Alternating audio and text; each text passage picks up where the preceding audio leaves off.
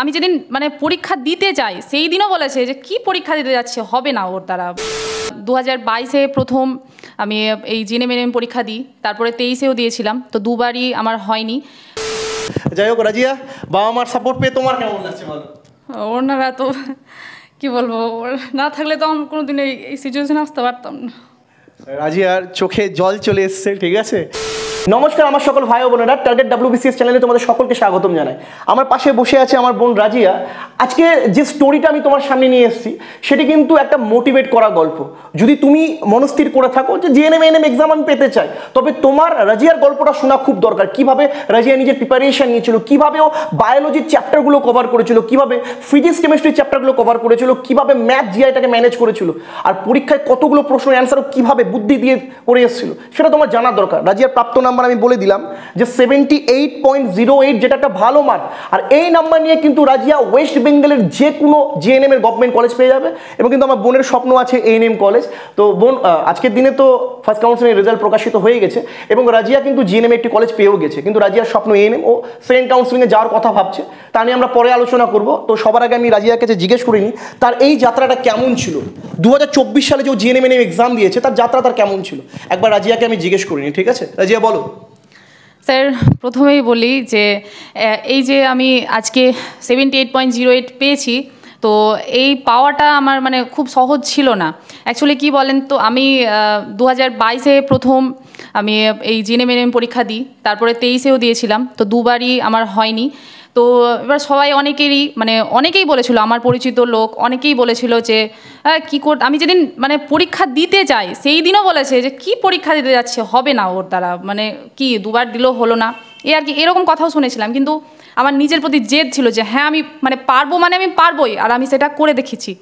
তো এটাই আমার বলার যে হ্যাঁ, হয়তো যে লোকগুলো হয়তো বলেছিল যে এর দ্বারা কিছু হবে না, আজকে যে আমি হয়তো 2 দিন পরে কলেজ যাব, তো ওরাই হয়তো বলবে যে পেয়ে গেল, মানে একটু আফসোস করেই বলবে। তো ওদের যে আমি জবাবটা দিয়ে দিলাম, এই যে বলে না সাইলেন্স যে বেস্ট রিভেঞ্জ, মানে আমি চুপচাপ সহ্য করলাম ওদের কথাগুলো, কিন্তু এই যে আমি নিজেকে প্রমাণ করে দিই যে আমি ওদের কথার জবাবগুলো আমি দিতে পারলাম, তো সেটাতে আমাকে অনেক শান্তি লাগছে। আচ্ছা, কি ভাবছো তুমি?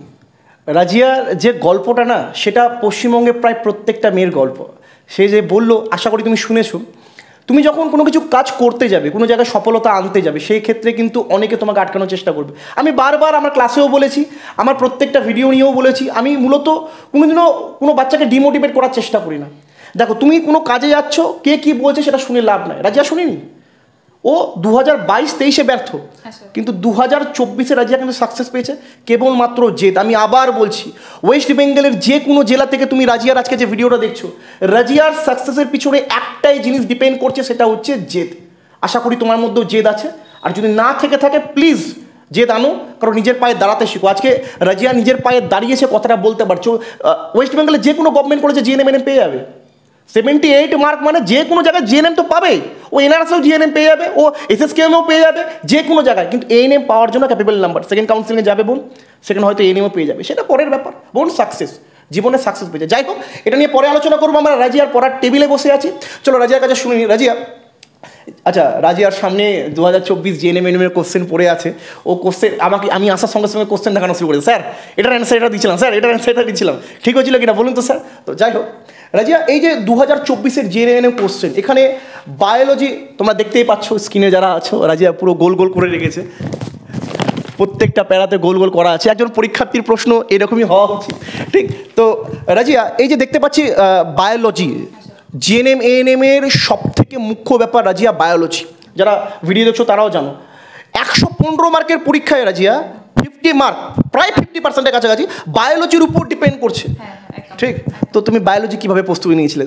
ভালো করে শুনো বেটা, 80-র কাছাকাছি নাম্বার বেটা, মুখের কথা না, তোমারও স্বপ্ন পূরণ করতে হবে। রাজিয়ার কাছে শুনে নাও কীভাবে ও বায়োলজি প্রস্তুতি নিয়েছিল। তো আমি মেইন যে 5টা চ্যাপ্টারের উপরে বেশি ফোকাস দিয়েছিলাম, সেটা হচ্ছে তোমরা হয়তো যদি যারা এখন ভিডিওগুলো দেখছো তোমরা হয়তো নোট ডাউন করে নিতে পারো, আর বাকি চ্যাপ্টারগুলো স্যার বলেই দেবে তোমাদের, স্যার তো বায়োলজি পড়ান। হ্যাঁ, তো যেগুলো আমি পড়তাম অ্যাকচুয়ালি, এই 5টা চ্যাপ্টার আমি খুবই ভালো করে, প্রত্যেক দিন একটা না একটা চ্যাপ্টার আমি রিভিশন দিতামই। তো হচ্ছে কোষ, তারপরে হরমোন, রক্ত সংবহন, সালোক সংশ্লেষ শোষণ, পুষ্টি বিপাক পরিপাক, এই চ্যাপ্টারগুলো আমি রোজই পড়তাম। আর এই চ্যাপ্টারগুলো থেকেই তোমাদের প্রত্যেক বছর তোমরা দেখবে যে মানে ঘুরিয়ে ফিরিয়ে এই চ্যাপ্টারগুলো থেকেই কিন্তু বেশি কোশ্চেন আসে, কারণ ক্যাটাগরি 1-এ 30টা কোশ্চেন আর ক্যাটাগরি 2-এ 10টা কোশ্চেন, মানে 2 মার্কস করে থাকে তোমাদের, 50 মার্কস মানে বায়োলজির। তো তোমরা এই চ্যাপ্টারগুলো কিন্তু খুব ভালো করে পড়বে, মানে এটাই আমি তোমাদের বলতে চাইবো আর কি। আচ্ছা, এই জিনিসটা কিন্তু আমি প্রত্যেকটা ভিডিওতেই বলি, তুমি ওয়েস্ট বেঙ্গলের যে কোনো জেলা থেকে প্রিপারেশন নাও, গল্প হলো 5টা চ্যাপ্টার তোমাকে ঠোঁটের গোড়ায় রাখতে হবে। আমি আগেও আমার ক্লাসে বলেছি, আমি এখানেও বলছি, কোষ, হরমোন, পুষ্টি বা পরিপাক, রক্ত সংবহন, সালোকসংশ্লেষ, শোষণ। তো এখান থেকে পরীক্ষায় প্রশ্ন ঘুরিয়ে আসে। আরও চ্যাপ্টার আছে যেমন জনন, বংশবিস্তার, আমি ক্লাসে শিখলে বলেই দিই। তো এই চ্যাপ্টারগুলো ভালো করে পড়বে। আচ্ছা, রাজিয়া যখন ক্যাটাগরি 1 ক্যাটাগরি 2 নিয়ে আলোচনা শুরু করলো, রাজিয়া পরীক্ষায় ক্যাটাগরি 1 থেকে 30টা প্রশ্ন, ক্যাটাগরি 2 থেকে 10টা প্রশ্ন থাকে। তুমি ক্যাটাগরি 1-এ কটা কোশ্চেন করেছিলে? স্যার ক্যাটাগরি 1-এ আমি 30টাই করেছিলাম, কিন্তু 30টায় 30টায় করে এসছো? আচ্ছা, তা তো কিন্তু আমি 2টা নেগেটিভ হয়ে গেছিল আমার। পরীক্ষার পর আমি বকেছিলাম, মনে পড়ছে। আচ্ছা আচ্ছা, রাজিয়া ক্যাটাগরি 2-এ কটা অ্যান্সার করেছো? 20, মানে 10টা তো টোটাল ক্যাটাগরি থাকে কোশ্চেন, তো আমি 10টাই করেছিলাম। তো একটা মানে আমার মানে নাম্বার পাই না আসলে, ক্যাটাগরি 2-এ তো মানে নেগেটিভ হয় না, কিন্তু আমি একটা কোশ্চেনের মার্কস পাইনি, মানে একটা মানে বেশি টাচ করে ফেলেছিলাম আর কি। আচ্ছা, রাজিয়ার প্রাপ্ত নাম্বার 78, কিন্তু রাজিয়া মানে যদি নেগেটিভ না পেতো, এখানে তো রাজিয়ার অনুযায়ী যে রেজাল্ট এসছে সেই অনুযায়ী 78 পেয়েছে, কিন্তু রাজিয়া যদি নেগেটিভ টাচ না করতো প্রাপ্ত নাম্বার 80 আপ চলে যেত। আমি আচ্ছা আচ্ছা, রাজিয়া ওর খাতার মধ্যে ক্যালকুলেশন করেও রেখেছে। আচ্ছা, আমি ক্যালকুলেশনটা তোমাদের দেখিয়ে দিই। রাজিয়া এখানে সুন্দর করে ক্যালকুলেশন করে রেখেছে। কোথায় গেল? তো একজন পরীক্ষার্থী কীভাবে পরীক্ষা দেয়, কীভাবে প্রশ্নের ব্যবহার করে, আমি তো দেখতে পাচ্ছি গোটা কোশ্চেনে ঘিজিবিজি করে রেখেছে। আচ্ছা, 81.33 হয়েছিল, আচ্ছা নেগেটিভ হয়েছিল 3.25, মানে অ্যাকচুয়ালি আমি মানে 89টা মানে 89 মানে কোশ্চেন আমি অ্যাটেন্ড করেছিলাম। তো সেখানে আমার প্রায় 11টা সামথিং এরকম ভুল হয়ে গেছিলো আর কি। তো সেখান থেকে আমি টোটাল পেয়েছিলাম 81.33, ওখান থেকে মাইনাস করে 3.25 মাইনাস করে আমার হয়েছে 78.08। আচ্ছা, তো এখান থেকে কি শিক্ষা পেলে? নেগেটিভ পাওয়া যাবে না। রাজিয়া যে তোমার পাশে বসে আছে, তোমার দিদি, তোমার বোন, ঠিক আছে, রাজিয়া কিন্তু 81 পেয়েছিল, কিন্তু সেখানে নেগেটিভ মার্ক করে 78 চলেছে। প্লিজ যারা ভিডিওটা দেখছো, নেগেটিভ জিএনএম এক্সামে পাওয়া যাবে না। আচ্ছা, ফিজিক্স কেমিস্ট্রিতে আসি। রাজিয়া, তুমি সম্পূর্ণ বনানী ম্যামেই তোমাকে হেল্প করেছিল, আমি যেটা জানি। তো বনানী ম্যামের কাছে তুমি ক্যাটাগরি 1 নিয়েও আলোচনা করেছিলে, 2 নিয়ে আলোচনা করেছিলে। একবার প্লিজ ভিডিওতে বলবে তুমি কটা ক্যাটাগরি 1 ফিজিক্স কেমিস্ট্রিতে করে এসছো, কটা ক্যাটাগরি 2 করে এসছো? ক্যাটাগরি 1-এ তো ফিজিক্সে টোটাল 15টা কোশ্চেন থাকে, তো সেখানে আমি মানে 13টা কোশ্চেন অ্যাটেন্ড করেছিলাম, 2টো আমি পারিনি। আচ্ছা, রাজিয়ার ক্যাটাগরি 2 নিয়ে একটা গল্প আছে, আমার গল্পটা শুনিয়েছিল তোমাদেরকে। ক্যাটাগরি 2 আসলে ক্যাটাগরি 2-এ কি বলতো, মানে যখন পরীক্ষা শেষ হলো তখন সবাই যখন কোশ্চেনটা পড়লো, মানে ওপরে লেখাই ছিল হ্যাঁ যে ক্যাটাগরি 1 একটা করে আনসার হবে, হ্যাঁ সবাই জানছে যে 2টো করে আনসার হবে আর কি, কিন্তু আমি পড়েই নিয়েছিলাম। অ্যাকচুয়ালি আমি কারো দিয়ে খেয়াল করিনি, কারণ নিজে আমি পরীক্ষা দিয়েছি, কিন্তু মানে অ্যাকচুয়ালি কি আমার মানে 5টা কোশ্চেন ছিল ক্যাটাগরি 2-এ, আমার 5টাই আমি ঠিক করেছিলাম, একটা করেই টাচ করেছিলাম আর কি। তো হয়তো মানে কি বলবো, তোমরা হয়তো কোশ্চেন দেখবে তো বুঝতে পারবে। রাজিয়া কোশ্চেনটা তোমাকে দেখিয়ে দিচ্ছে, ঠিক আছে। ও আমাকে এসেই সবার আগে দেখালো, স্যার ক্যাটাগরি 2 এর গল্পটা কিন্তু খুব ইন্টারেস্টিং ছিল। ও যখন পরীক্ষা দেবে সবাই বলছে ইস ক্যাটাগরি 2 চলে গেল ভুল, কারণ একটা করে অ্যান্সার দিয়েছিল, সে কিন্তু পড়ে নিয়েছিল, ঠিক আছে। ও ক্যাটাগরি 2 সুন্দর করে করেও রেখেছে ইসের মধ্যে, যাই হোক ওর ইসের ফ্যাক্ট। আচ্ছা রাজিয়া, ফিজিক্স কেমিস্ট্রি আর বায়োলজি ছাড়াও অন্যান্য স্যার ম্যামেরও ভূমিকা থাকে, কারণ জিএনএম এক্সাম কেবলমাত্র জিএনএম এক্সাম না বায়োলজি না ফিজিক্স কেমিস্ট্রির উপর ডিপেন্ড করে হয়, সেখানে কিন্তু ম্যাথটাও প্রচুর মেন। আচ্ছা, ম্যাথ, জিআই, জিকে, ইংলিশ, ঠিক আছে, জিআইয়ের মধ্যে রিজনিংটা পড়ে যাচ্ছে। আচ্ছা Razia, math, English, GI, GK এগুলো কেমনভাবে পড়েছিল? আসলে মানে ম্যাথ বলতে সোয়েব স্যার আমার মানে বেস্ট টিচার বলতে গেলে আর কি। সোয়েব স্যার আপনি স্টুডেন্ট ফেভারিট, আপনি স্যার, আমরা না হতে পারলাম না। সোয়েব স্যার আপনি এত ভালো পড়াচ্ছেন, কি বলবো, ছাত্রদের আপনি ফেভারিট হয়ে যাচ্ছেন। যাই হোক, তো ম্যাথ সোয়েব স্যার ছিল, তারপর? হ্যাঁ, তো আমি ম্যাথে 10-এ 10ই পেয়েছি।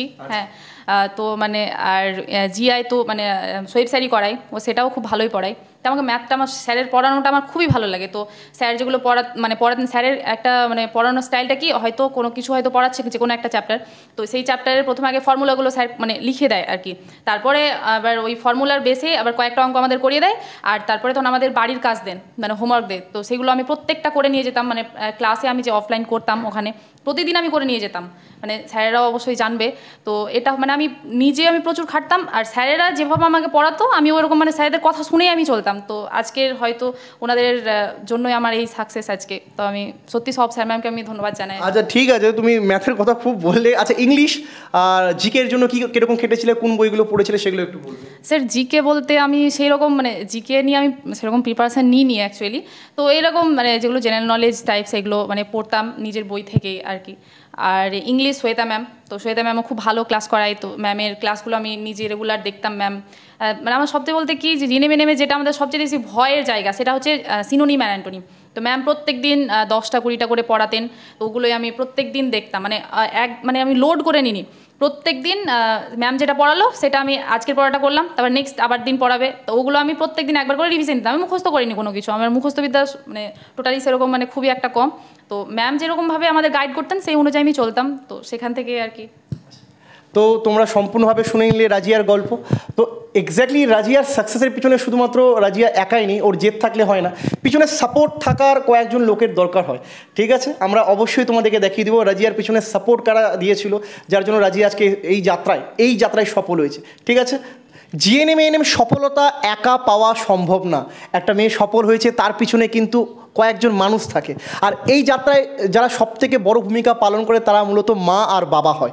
রাজিয়ার জীবনেও তার সফলতার পিছনে তার মা আর বাবার অবদান যে আছে কি না, অতুলনীয় অবদান আছে। ওর গল্প বললো, ঠিক আছে, সেখানে আমি জানতে পারলাম রাজিয়ার বাবা অনেকটা ভূমিকা পালন করেছে তার সফলতার পিছনে।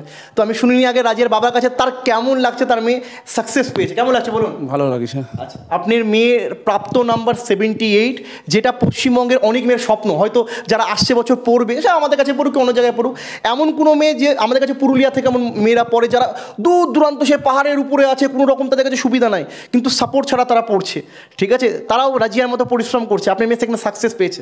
আপনি শুধু তো কিছু তো বলা দরকার, আপনি অন্যান্য মেয়ের জন্য কী বলতে চান পরিশ্রমের ব্যাপারে? না, অন্যান্য মেয়ে পড়াশোনা ঠিক মতন করুক, আমার মেয়ের মতন রেজাল্ট করুক। আচ্ছা, উনি অতটা ক্যামেরা ফ্রেন্ডলি না হলেও আমি বলে দিই উনি কিন্তু খুব ভালো মানুষ, আমাদের সঙ্গে পাশে খুব ভালো কথা বলছে। ক্যামেরার সামনে হয়তো সবাই তো ক্যামেরার সামনে প্রকাশ করতে পারে না, তাই না? আচ্ছা, রাজিয়ার মায়ের কাছেও শুনে নিব, কেমন লাগছে কাকিমা আপনি? আমি অনেক খুশি হয়েছি। আপনার মেয়ে এই মুহূর্তে জিএনএমের মধ্যে ওয়েস্ট বেঙ্গলে যে কোনো কলেজ পাওয়ার মতো নাম্বার পেয়েছে। ঠিক আছে, ও প্রিপারেশনটা কেমন করে? সকাল রাতে পড়তো তো? হ্যাঁ, অনেক পড়তো, পরিশ্রম করেছে আমার মেয়ে। তাও কতক্ষণের মতো পড়তো? সকালবেলা উঠতো? সকালে উঠতো, ঠান্ডার সময় উঠতো? সব সময়। আর আমি যতটুকু ওর চাহিদা আমি চেষ্টা করতাম। ওয়েস্ট বেঙ্গলের যারা এই ভিডিওটা দেখছো তারা মাথায় রাখবা, রাজিয়ার মা, ঠিক আছে, ওকে যতটা সাপোর্ট ওনার পক্ষে সম্ভব হতো উনি কিন্তু করতো। যাই হোক রাজিয়া, বাবা মার সাপোর্ট পেয়ে তোমার কেমন লাগছে বলো? ওনারা তো কি বলবো, না থাকলে তো আমি কোনোদিন এই সিচুয়েশনে আসতে পারতাম না। রাজিয়ার চোখে জল চলে এসছে, ঠিক আছে, ওর বাবা, রাজিয়ার বাবারও চোখে প্রায় জল চলে এসছে। ওর পরিশ্রম অনেকটাই আছে, আর যখন একটা মধ্যবিত্ত পরিবারের ছেলেমেয়েরা এরকমভাবে সাকসেস পায় কি না, সেটা অতুলনীয় হয়। ও চোখের জল নিয়ে তোমাদের সামনে বলছে, তুমি জানো না রাজিয়া কতটা পরিশ্রম করেছে। ঠিক, তো ভালো করে যদি তোমরা পরিশ্রম করতে পারো, ভবিষ্যতে যদি খাটতে পারো, একটাই উপায়, মনে জেদ নাও, তাই কিনা রাজিয়া? বল, কথা বল, অনেক উপায় নাই, বলতে হবে, বোন চোখে জল আনলে হবে না। স্যার আমার জেদ, আর আমি ছোটোবেলা থেকে আমার বাবার একটাই মেয়ে, কিন্তু আমার জেদ, আমি যখন যেটা চাইতাম আমার বাবার কাছে আমাকে এনে দিত, কিন্তু আমার একটা জেদ ছিল যে আমি নিজের পায়ে আমি নিজে কিছু একটা করবো, আজকে সেটা আমি পেরেছি। যাই হোক, গল্প কিন্তু সফলতার পিছনে বাবা মায়ের একটা বড় হাত থাকে। তো আজকের যারা স্টোরি শুনলে অবশ্যই তোমরা মোটিভেট হয়েছো। রাজিয়ার মতো হয়তো অনেক মেয়েরা স্বপ্ন দেখছো 2025-এ নিজের স্বপ্ন পূরণ করার জন্য, কিন্তু বিশ্বাস করো যেদিন সফলতা পাবে না, এইভাবে কিন্তু চোখ দিয়ে জল পাবে, কিন্তু দুঃখের চোখের জল না বেটা, খুশির চোখের জল, তাই না কাকিমা? আজকে রাজিয়ার যে চোখের জল, রাজিয়ার বাবার যে চোখের জল, সেটা দুঃখের না, সেটা খুশির। ক্লিয়ার হয়েছে? চলো, আজকের ভিডিও এটুকুটাই। ভালো থাকবে, সুস্থ থাকবে, নতুন থাকলে চ্যানেলটি অবশ্যই সাবস্ক্রাইব করে নিবে। টাটা।